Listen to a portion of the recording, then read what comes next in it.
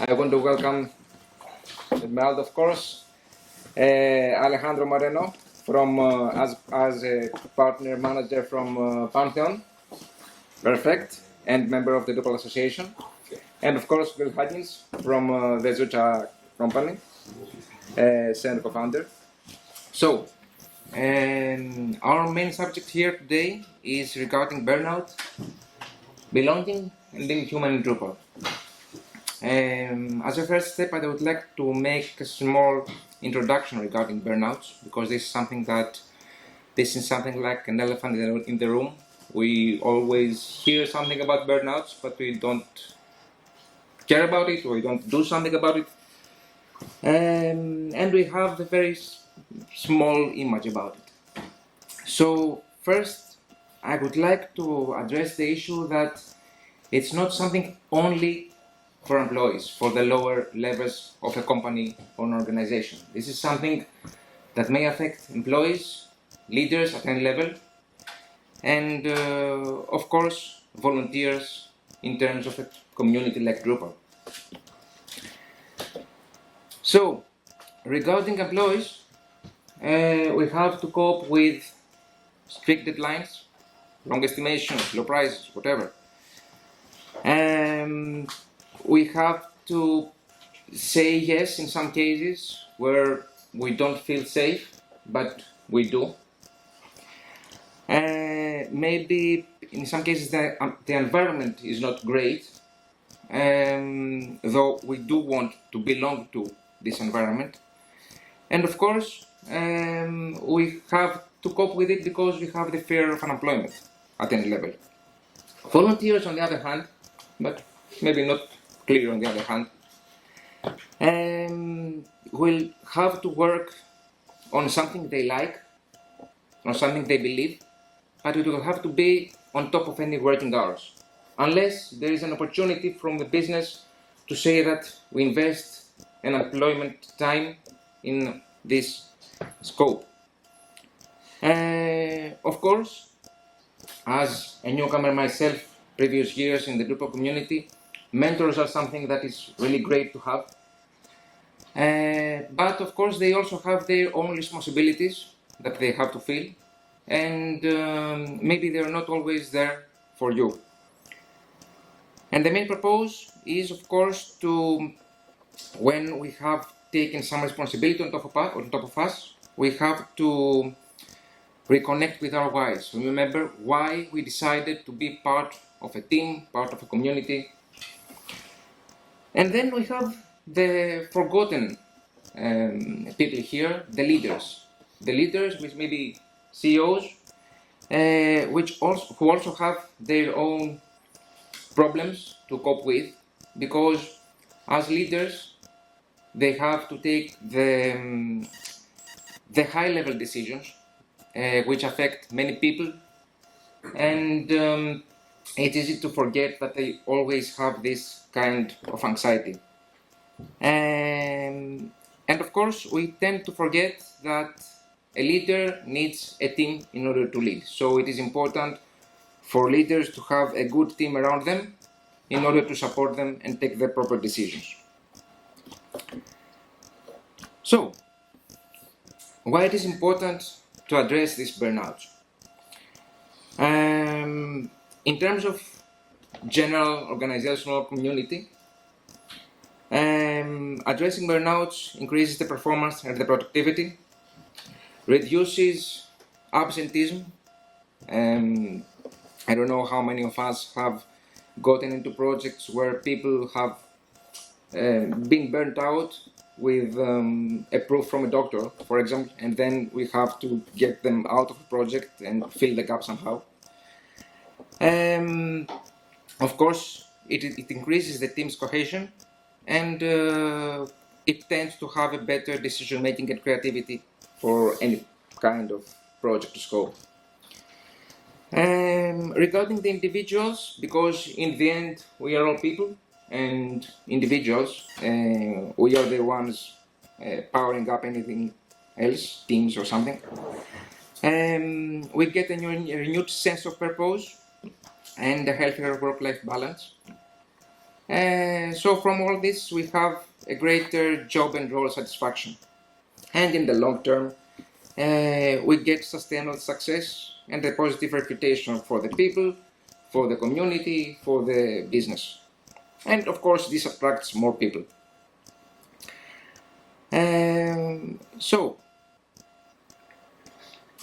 here we have some theoretical things, but I would like some help from the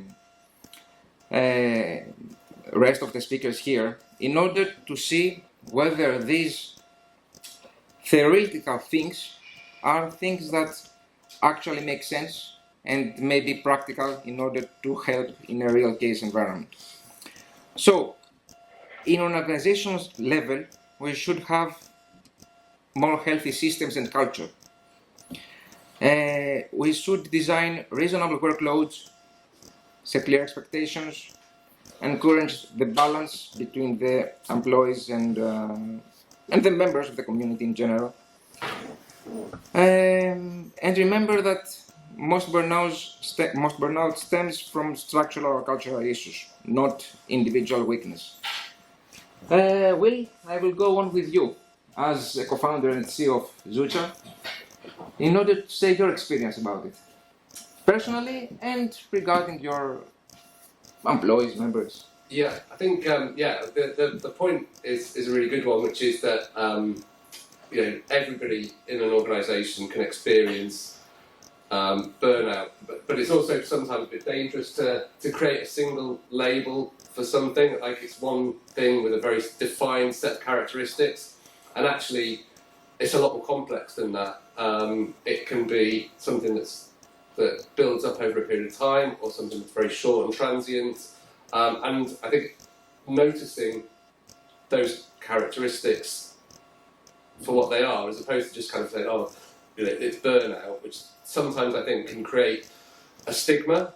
And by breaking it down a little bit, so one of the things that we've, a phrase that we've coined a little bit at Zoocha is project fatigue, where a developer has perhaps been working on something, and it's just, the intensity of a single project has just become too much.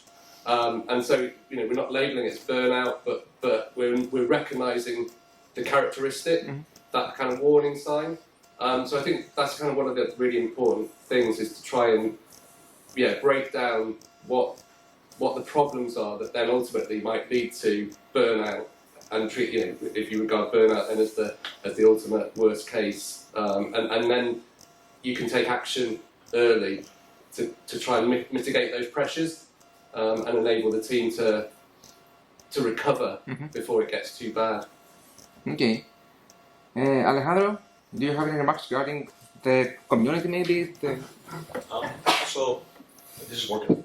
Yeah. So I think it's a whole sustainability problem in terms of the whole ecosystem, both companies as well and open source. Because at the end, it's about the number of hours that you are working, the dedication that you're putting in the project. Sometimes you are also working aside because you are maintaining open source projects. And this is the problem of the sustainability of the open source model. You cannot rely, like 15 years ago, 20 years ago, I used to have a lot of energy and I used to work so many hours after work, right? And I was so excited about WebP and maintaining this module during the weekends. Then we start having families and kids and problems and mortgages, and then problems come on top of others, right? So sometimes we are asking companies for money to maintain the ecosystem, but sometimes what we need really is to ask for more hours, like Friday for your workers, so they can work on projects that they are kind of feeding the system, right? The whole ecosystem of open source. And the Drupal Association plays as well a big role. In the case of Drupal, obviously, but this whole problem for the whole open source ecosystem, where we should guide more companies in terms of, hey, you want to contribute? It's not simply just putting someone to contribute 5 hours every week on something. It's like, hey, where are the most important projects where your people should be contributing?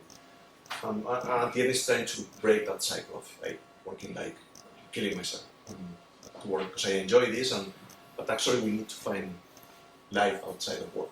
And that's key, because when you go out, you enjoy nature, you do some sport, you come back refreshed, and guess what? You are a lot more efficient.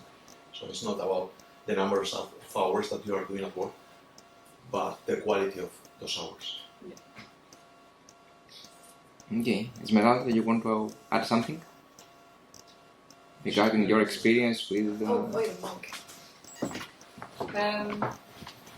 Well, I work at a company for the government, and I've noticed that we get sometimes we get people that are burnout in the market because the market is way more quicker and it needs to be done today, and there's a lot of pressure on the deadlines. And apparently, they say that they have vacation if they work for the government for a while. So I don't know. There's something going on with the work-life balance in the commercial companies, and apparently in the government it's more relaxed. I'm not sure if anybody recognizes this. I haven't worked for a commercial party myself, not for Drupal. Did work in a factory. That's also a lot of that's real hard work. But I'm not sure. Maybe we should just lower the standards and the deadlines and how do you call it? And I really like your calling like project fatigue. It's like awesome, you know, that shift is the problem. It's not my burnout, it's actually the projects. That's just tiring me out. So I really like the shift of thought in there. Yeah. Well, it's good because burnout is actually one of the mental labels that follow us, as you said. As leaders, yes, we have to detect the early signs, and we have to have a closer interaction with the team. There may be many levels in a company, but each leader should have closer his own team under him.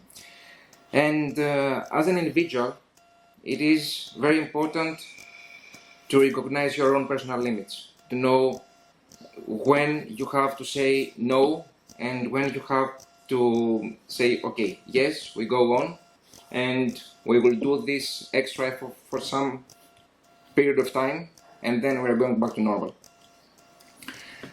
And of course, caring about ourselves will help us with recovery practices like rest or what I call emotional shift.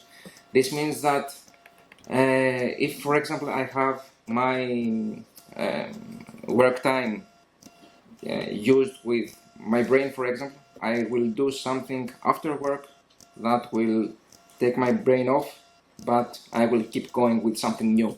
So I will change my emotion. For example, for me it works that I go back to my family, so I have different responsibilities with the kids and everything. And we have to remember that we have the body that helps us work, and we also have our soul.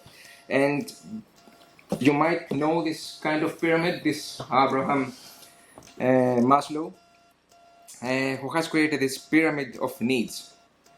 I believe that if we closely check this, from the very bottom till the upper levels, these are things that either are or should be provided by both our workplace and any communities we have chosen to be involved with, because our work will pay us in order to have water, food, shelter, but at some point the rest are also involved with our choices regarding our workplace and community.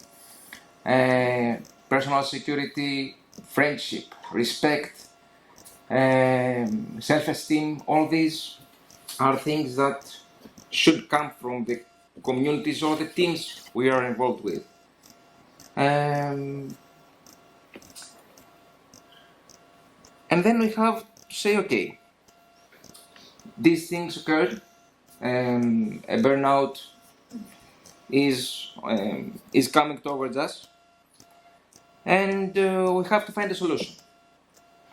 And no one is going to take us from the hand and say, okay, let's go. This is the solution. This is the perfect solution for you. Here I have some ideas, like saying no to small things. This is something not easily understandable, but this means, for example, that I have a project going, and I have a very strict deadline. So I will drink, for example, 5 coffees in order to cope with it this day, and the rest, and the next day, and the next, and the next. But at some point I have to say no. I will not go with this way. So I would like to hear from you and then from the audience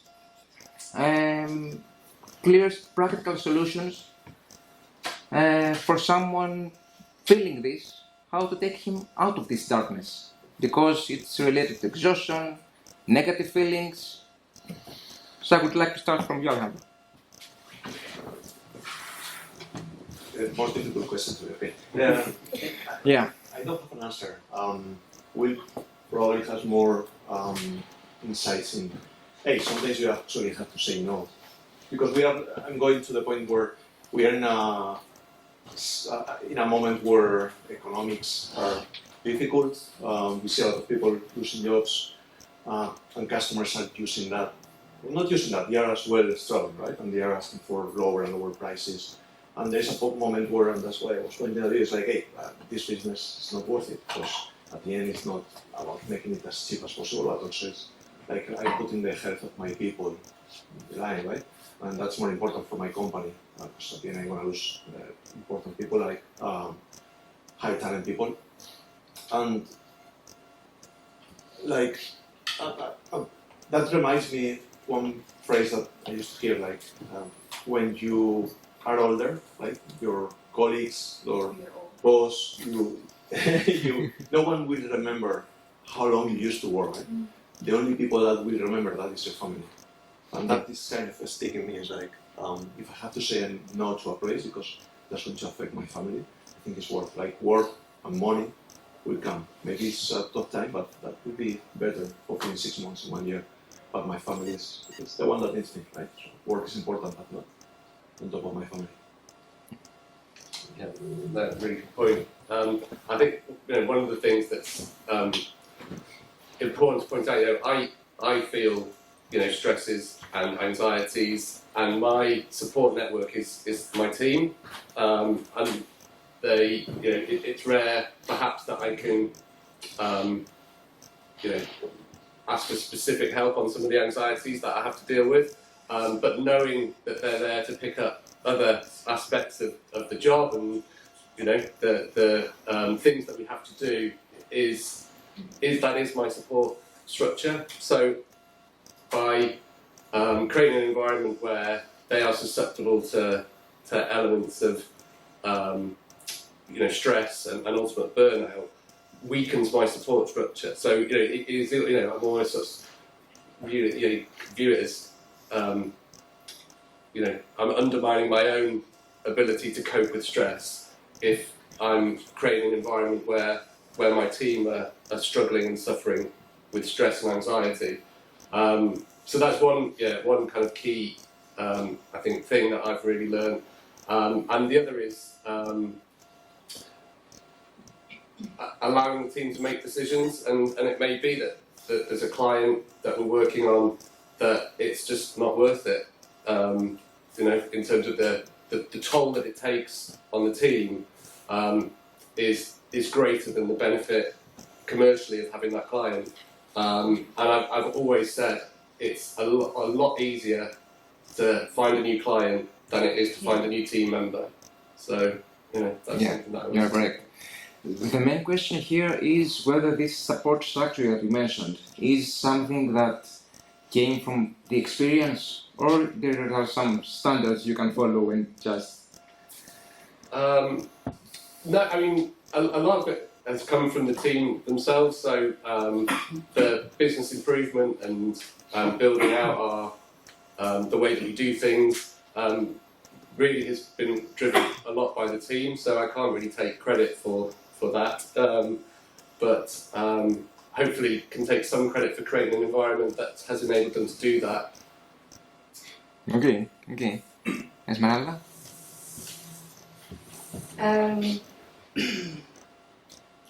Well, maybe you've seen a talk I did in Lille about how I got into Drupal and beyond. And I've talked about how I was on welfare. How do you call it? I don't know, one of those welfare moms, 2 kids, single, getting money from the state. And what I didn't tell you at that moment was that actually I got back when I was in a burnout, and a very severely burnout. Took me years to get out of it. And you know, you never recover 100% from a burnout. It just damages your brain. So it's not something that it's not very light. It's a real disease in your head. Your brain just gets these blue spots. I don't know how you call it, you know. But and I got it because I worked at the university and I was doing a PhD. I was doing research, and all the thing I got back from my professor was like, you can do better. You can go farther. Just change everything again. Change it again. It's good. You can finish it now. But I want you to succeed with an 8, with a 9, with a 10. You need to be better, so I can, be proud of you and stuff like that. Just totally cracks you up if you don't get any compliments and you don't get any, you're not being built up. You're being torn down. And she didn't do it on purpose, but that's the culture at the university at that moment. So I was just. And if you get into a break, if you get into how do you call it again? See, that's the brain is not functioning anymore.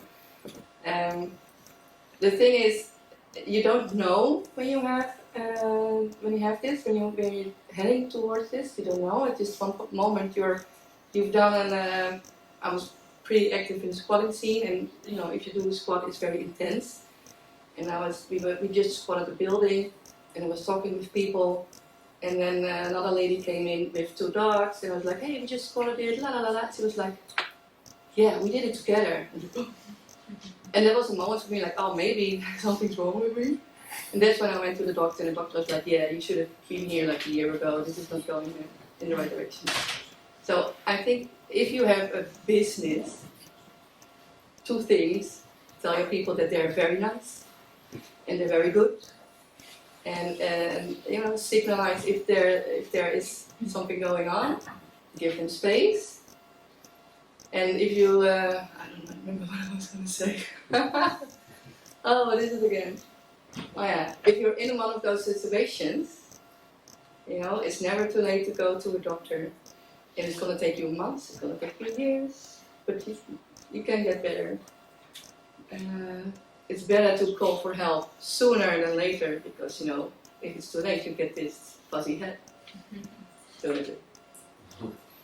Yeah, and that's why we wanted to do this session. And this call for help is actually with this doctor, or the suggestions are what? Oh yeah. Something that you can start practicing yourself. yourself. In the morning, you will feel better if you just go running every day. You can't run. I'll just walk every day, 15 minutes. You will feel that's so the much common. better. Like, oh, let's go talk. And then I had to go to this psychiatrist, not a psychiatrist, but the other type. Psychologist. Yeah, that one. And let's just talk. And she found my life fascinating. She was just having a cup of tea. Oh, you did it. Oh, you did that. Oh, you did all this kind of stuff. Oh, nice. I was in deep shit. I did stuff that was, I'm glad I'm still alive, but not because I wanted to do it myself, but I was doing dangerous stuff because I didn't care. And that's also, if you're in a burnout, you don't really care anymore. You get the depression part, and it's all. And that lady was just like, oh, very interesting, very interesting.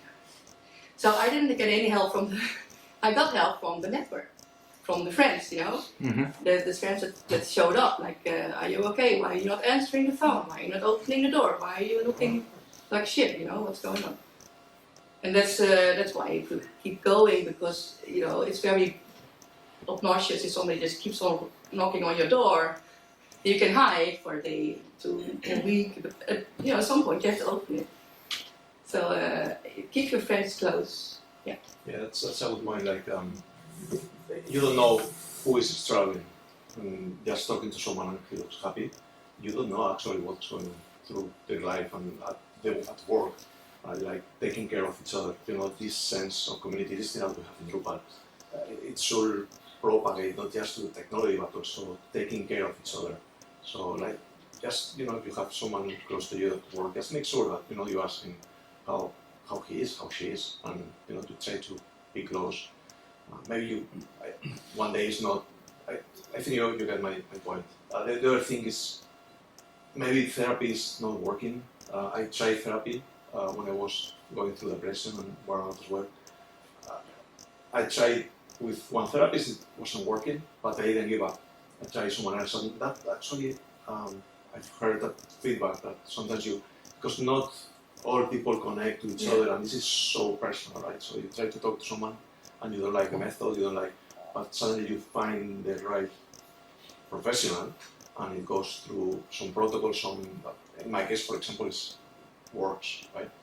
Just going through, you know, exercises, making sure that, you know, you find that help. If it's in community, fine. If it's with a professional. But I think we have something, especially as man, we don't talk because we think we're strong and we don't need to talk about these things, right? When we feel bad, we take a pill physically, but when we feel bad in here, we don't go to the doctor. And I've lost a few friends, and yeah, we need to take care of and be more open about this. Yeah, because no one actually may see it, so it is not a body trauma that is visible. So someone has to understand it, someone has to understand the hints, the small ideas. I think that more or less everyone has experienced something like that at any level. In some cases, the fact that you're okay, may help, may not help. In some cases, we get anxiety, but we have to remember that, there is no one else able to take the role that we have. So, in some cases, this is not that we have a problem to tackle. Maybe we need someone to put us at the correct state. Okay, for example, if there is a problem and a solve a problem, maybe you don't have to solve it. Someone has to take you to the direction that you're not there to solve it. You are there to show the people the other way.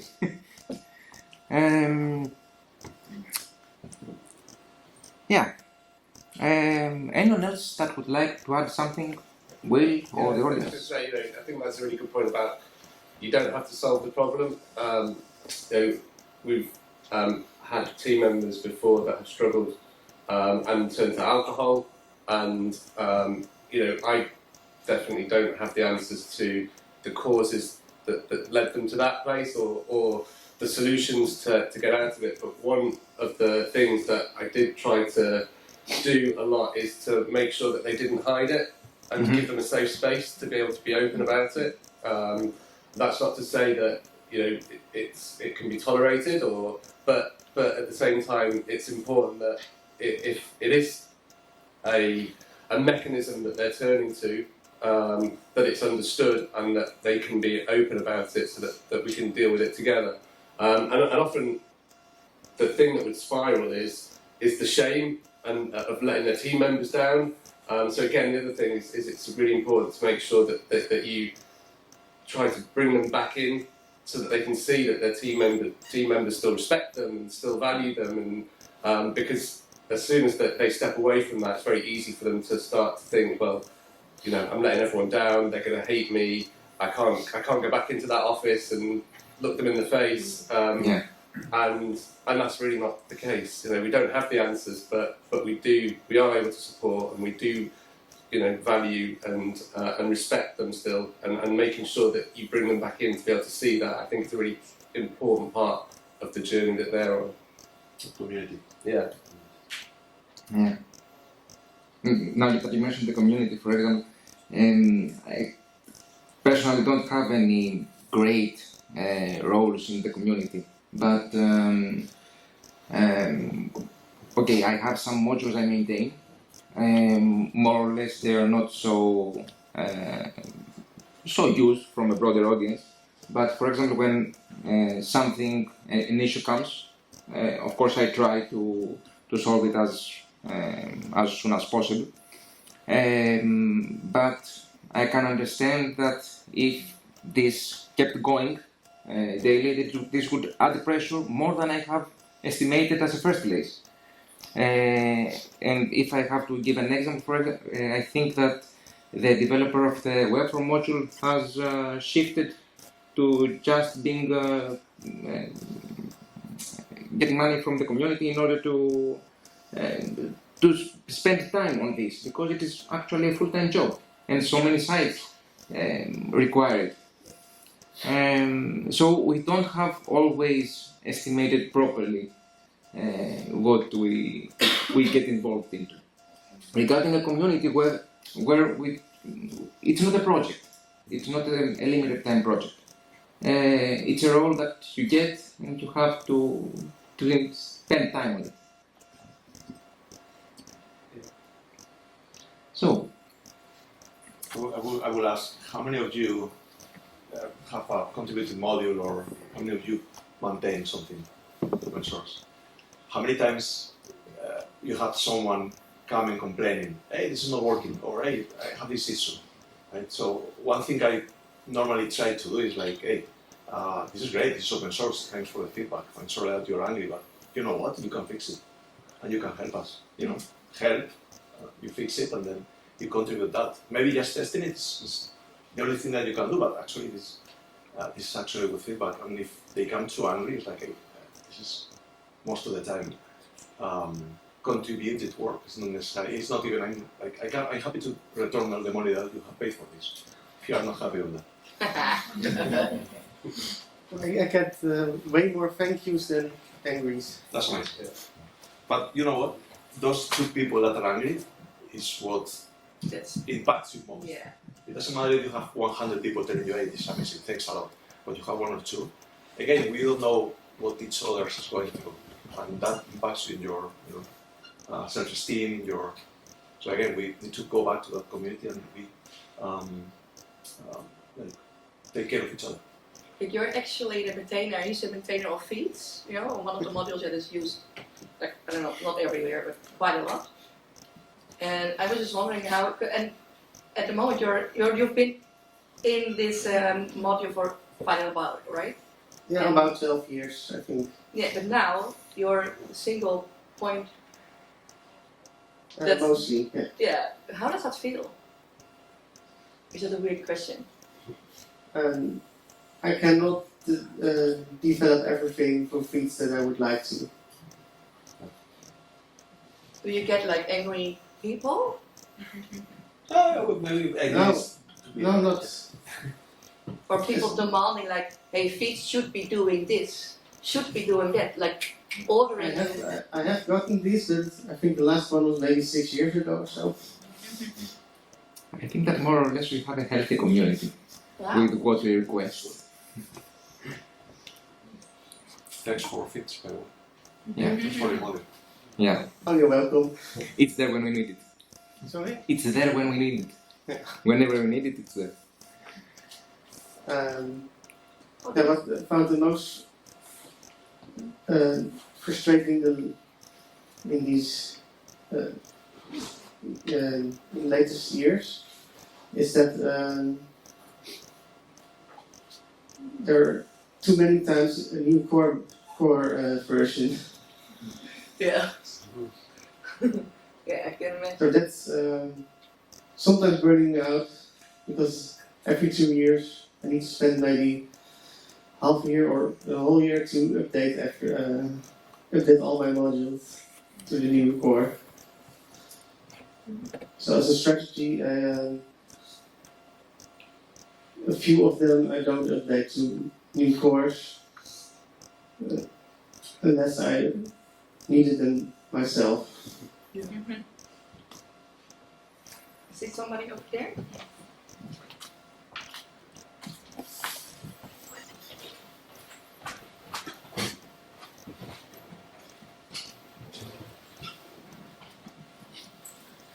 Hi, I'm very nervous because I'm never asking questions. I'm recently changed from developer to project manager, so I get a bigger role with a bit of more impact in the team. I am a very optimistic person, so I do not understand really the topic of burnouts, but it's a scary topic because I'm hearing a lot of it lately. And I'm noticing some things. I have a colleague who is showing a lot of stress levels. You can see it, you can notice it. He's also talking about it openly with me because we work together as developers, and at this point we are good friends. So he's talking about it freely with me. I just don't want to be the reason he gets the burnout. So, but I have still to do my job. I have to make him do stuff, make him do things. He gets sometimes the stress of it. So it's more like a question because I don't get burnout. I don't get the topic of it. It's stressing me out that I would be the reason to give him this stress. So I know how someone who already went through a burnout wants to be approached with a task, knowing that it's going to give him the stress, because it's mostly, we have some annoying clients who mostly of the time are like, it's not working, you have to fix it tomorrow, it has to be fixed, or else something bad will happen, everything on fire, blah blah blah. So I don't know how to approach my developer and say, yeah, you have to fix it right now, or else blah blah blah.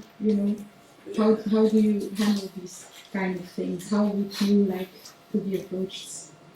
Yeah, I think there's I think two things that you should acknowledge in yourself, and one is that you're spotting the signs. I think that is a really important thing, and you should congratulate yourself for that you are able to see that, and that you're asking the question, how can I deal with this sensitively while still being able to do your job?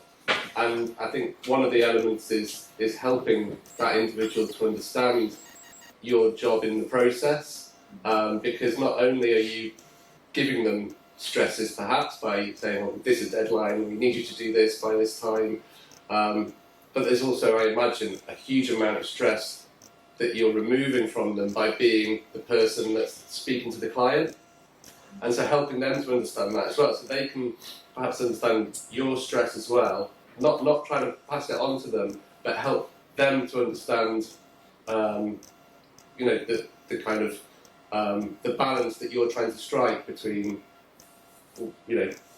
your expectations of them, but also the expectations that are on you from the client. And again, that might help in some way to contextualize the request. Might not make it less stressful for them, but it hopefully will help them to understand why you're putting them in that stressful situation, and then hopefully give you a better foundation to figure out a way forward together.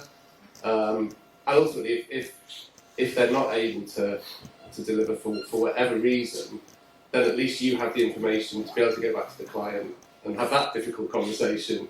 So. Yeah. Plus, you give him a different goal, meaning transitioning from the you have to do it because it's client request, business request, to you want to do it in order to help me. Yeah. It's completely different. Maybe the same effort, but it's a very different goal. Yeah, my point of view, if I'm trying to let developers do something, it's more motivating them than actually trying to give them a task. I know how it feels to be a developer and be putting a lot of stress on them, so that's not what I want to do with them. But also, other question is his behavior can sometimes affect the team. Mm-hmm. I don't know, maybe it's something you recognize, but yeah, my team lead says sometimes I'm the positivity manager in the team because I'm always like this funny hopping bunny around the team, spreading like the positivity. But if I'm feeling the negative energy, I want to boost them back to motivate them and do the work, but I not always know how to do it because, like you said, sometimes you have to give them a bit of space, but it's sometimes hard to do that in a work environment, to give them the space even if I want to. So thanks for this. So you've gone from developer to product manager, product owner. Yes, correctly. First thing you need to do is tell the clients no. That's it. No. Yeah. I've been a Drupal developer, that's how I got into Dictu, because I promised them I can do Drupal. I can do Drupal a bit. So now I'm a product owner, because that's easier. That's just different, and it pays better. But the first thing I needed to learn, tell the clients like, I hear your thoughts, and I respect your wishes. It would be lovely to have that feature. We can't do it now, but we will put it in agenda. We put it in agenda, and we will go put it on the roadmap. And later on, we will look if this is indeed something that you need. And this expectation management is core business for product owners and CEO stuff. So that's it. You learn to say no to the client. And if your team leader is saying like, we need to keep the client happy, and then you need to pressure the developers to do the work because there's a deadline and it needs to be live and everything needs to be done. Like actually you're asking something that's not possible. So either you give me another developer to unload the stress on my team, or my team is going flat. You don't have anything. So choose. So that's what I would like to give to you. Yeah, it's really good. No. Thank you. One thing that is important is as well understanding where is the stress coming from. Because if it's because of estimations that are unrealistic, maybe it's time to break them down with the team. Yeah. And think, hey, this problem that we thought is 12 story points, let's break them down because it's just 3 problems and each one of them is actually those 12 story points, whatever. But isolate your team from the customer is super important. Like I work for massive corporations and some stress is good. I remember as a developer I was going to the office and I was having some excitement in terms of, I have this problem, I don't know how to solve it. Right? But when I was sitting in my office, I had the environment to be isolated from all the noise. And I'm super lucky that I have those amazing managers on these big companies where the message they were sending me is like, hey, I know we are delayed, I know the whole team, we are, but don't worry, this is just me with the customer. I will solve it. You just focus on fixing the problem, creating the feature, whatever. Just tell me when you think it's going to be, and I will solve the other part. The politics and the business, you're a developer. Now you're a project manager, so, and you will have a line manager and however it works with your customer. But isolating the team from all that noise is super important. You will find that it's more productive and he can focus on the product, not on the politics. Okay, thank you.